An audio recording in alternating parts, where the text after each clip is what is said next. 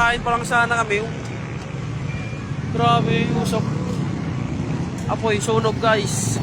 Naudlot ang nakatakda sanang hapunan ng customer na yan sa barangay ng Kayasan, Ordaneta City, Pangasinan.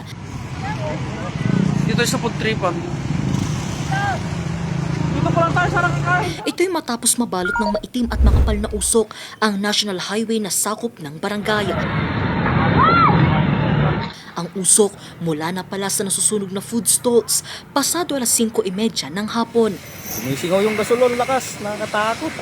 Dahil gawa sa light materials at dikit-dikit mabilis na kumalat ang apoy. Sana di madama yung mga nandun na pusto. 6 na stalls ang nadamay. Sa initial investigation po natin, ma'am, based sa mga witnesses po natin, ang lumalabas na possible cause nung sunog kahapon is electrical wiring. Nakita nila ang pinagmulan is sa bandang bubong.